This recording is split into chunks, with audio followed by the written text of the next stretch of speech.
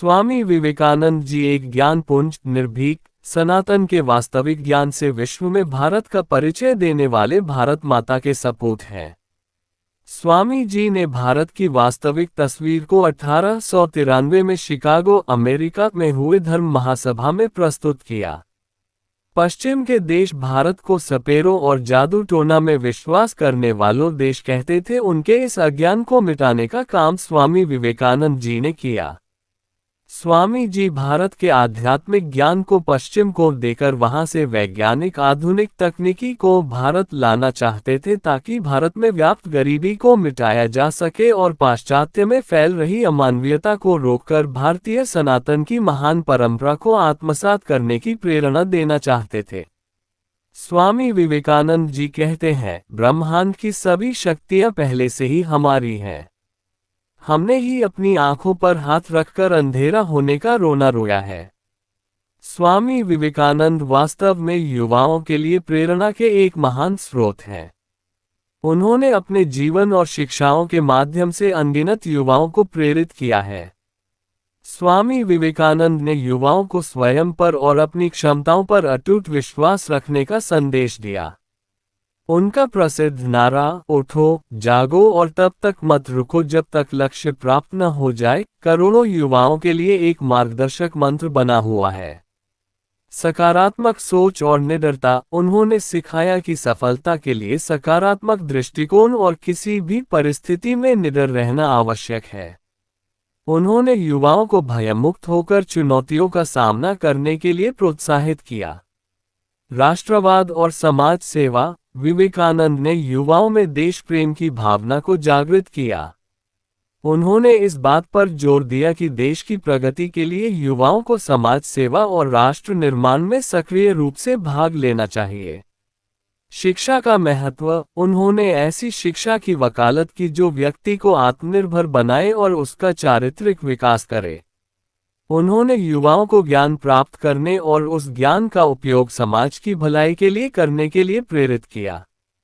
आधुनिक और तर्कसंगत विचार। उनके विचार अंधविश्वासों से दूर और आधुनिक सोच पर आधारित थे।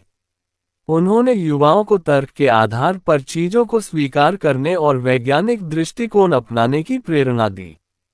मुश्किल समय में कोई अपना उत्साह कैसे बनाए रख सकता है। रामकृष्ण परमहंस। हमेशा इस बात पर ध्यान देना चाहिए कि तुम अब तक कितना चल पाए, बजाय इसके कि अभी और कितना चलना बाकी है। जो हासिल न हो सका उसे नहीं, बल्कि जो पाया है उसे हमेशा गिनो। रामकृष्ण और विवेकानंद के बीच संबंध नवंबर 1881 में शुरू हुआ, जब वे सुरेंद्र नाथ मित्रा के घर पर मिले। रामकृष्ण ने नरेंद्रनाथ विवेकानंद का पूर्व मठवासी नाम को गाने के लिए कहा। उनकी गायन प्रतिभा से प्रभावित होकर उन्होंने उन्हें दक्षिणेश्वर आमंत्रित किया। नवंबर 1881 में एक दिन नरेंद्र दक्षिणेश्वर के काली मंदिर में ठहरे श्री रामकृष्ण से मिलने गए।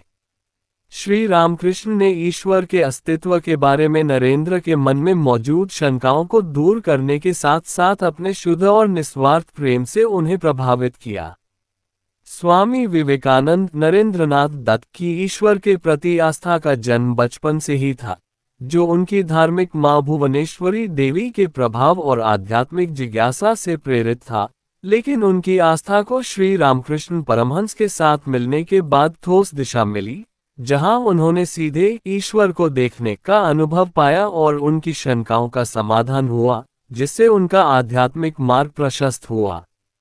पारिवारिक संस्कार। उनकी मां भुवनेश्वरी देवी अत्यंत धर्मपरायण थीं, जिससे घर में आध्यात्मिक वातावरण था और नरेंद्रनाथ बचपन से ही शिव, राम और हनुमान जैसे देवी देवताओं की पूजा करते थे। बचपन से ही वे ईश्वर को जानने और पाने की तीव्र इच्छा रखते थे और अपने शिक्षकों से भी ऐसे प्रश्न पूछते थे जो उन्हें निरुत्तर कर देते थे। आध्यात्मिक संकट और शंकाएं। युवावस्था में उनके मन में ईश्वर के अस्तित्व को लेकर शंकाएं उठने लगीं, जिससे वे आध्यात्मिक संकट में थे। सन 1881 में उन्होंने दक्षिणेश्वर काली मंदिर में श्री रामकृष्ण से मुलाकात की और उनसे पूछा, क्या आपने ईश्वर को देखा है? रामकृष्ण परमहंस ने तुरंत उत्तर दिया, हाँ, मैं उन्हें उतनी ही स्पष्टता से देखता हूँ जितनी स्पष्टता से मैं तुम्हें देखता हूँ। इस उत्तर ने नरेंद्रनाथ को चकित कर दिया और उनके मन से सभी शंकाएं दूर हो गईं। रामकृष्ण परमहंस के शुद्ध प्रेम और आध्यात्मिक ज्ञान ने उन्हें जीत लिया और उनके गुरु शिष्य संबंध की शुरुआत हुई। गहन आध्यात्मिक साधना। रामकृष्ण परमहंस के मार्गदर्शन में उन्होंने गहन ध्यान और साधना की, जिससे उनकी ईश्वर में आस्था और गहरी हुई और वे अपने आध्यात्मिक लक्ष्य के प्रति स्पष्ट हो गए। शिकागो भाषण में उन्होंने कहा, अमेरिका के बहनों और भाइयों। उन्होंने अपने भाषण की शुरुआत इन शब्दों से की, जिससे भीड़ अभिभूत हो गई और तालियों की गड़गड़ाहट गूंज उठी, जो पश्चिमी समाज के प्रति उनके आत्मीयता और सम्मान को दर्शाता था। उन्होंने बताया कि भारत ने दुनिया के सभी सताए हुए धर्मों जैसे पारसी को शरण दी है और सभी धर्म सत्य तक पहुंचने के अलग अलग रास्ते हैं, एक दूसरे से श्रेष्ठ नहीं। उन्होंने वेदांत दर्शन और हिंदू धर्म की गहराइयों को समझाया, जिससे पश्चिमी जगत को भारतीय संस्कृति की समृद्धता का पता चला। उन्होंने उस समय की सांप्रदायिकता, कट्टरता और धार्मिक हठधर्मिता की आलोचना की, जिसने धरती पर हिंसा फैलाई है। उन्होंने बताया कि भारत धर्म से नहीं, बल्कि रोटी की कमी से पीड़ित है और भूखे लोगों को धर्म सिखाना उनका अपमान है, जिससे पश्चिम का भारत के प्रति नजरिया बदला। भाषण से पहले पश्चिम भारत को गरीब, पिछड़ा और केवल धार्मिक अंधविश्वासों वाला देश मानता था, जहां के लोग केवल मिशनरी भेजने लायक थे।